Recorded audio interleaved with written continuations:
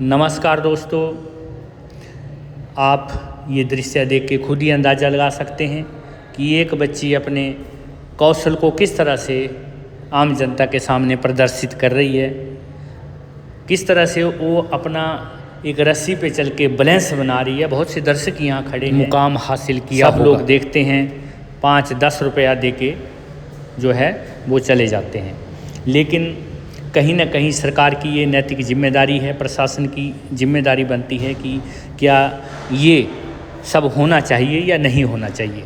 इसी तरह से जो हमारे फ्लाईओवर हैं उनके नीचे कुछ बच्चे जो हैं गुजर बसर कर रहे हैं, कुछ फैमिलियाँ वहाँ पर रह रही हैं, वो भी एक प्रश्न चिन्ह है। गवर्नमेंट के संज्ञान में ये दोनों मामले हैं, झुग्गी झोंपड़ियों से लेके रेडियों से लेके, लेकिन कहीं भी जाके ये चीज़ें नहीं थमती हैं, नहीं रुकती हैं। पुलिस भी कहाँ तक इसमें प्रतिबंध लगाएगी। लेकिन हम आज़ादी का 75वां अमृत महोत्सव काल मना रहे हैं। 100वें अमृत महोत्सव काल की तैयारी चल रही है।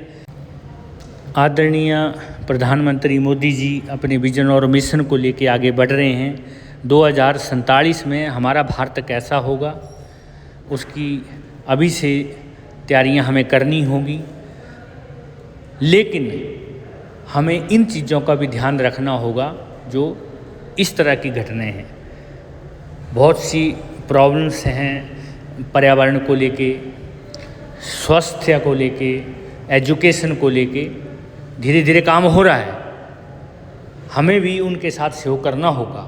लेकिन ये जो कमियां सामने आ रही हैं इनको भी हमें पूरा करना है। तो हम शासन से, प्रशासन से और गवर्नमेंट से यही चाहेंगे कि इन चीज़ों पे प्रतिबंध लगे, इन पे रोक लगे और इन बच्चों को ये काम करने की अनुमति ना दी जाए।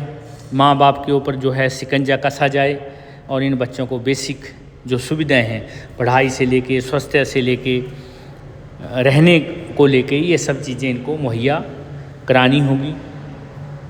हम सबका उत्तरदायित्व बनता है। बड़े बड़े NGO हैं हिंदुस्तान में, बहुत बड़े ट्रस्ट हैं, बहुत बड़े धनी लोग हैं यहाँ पर।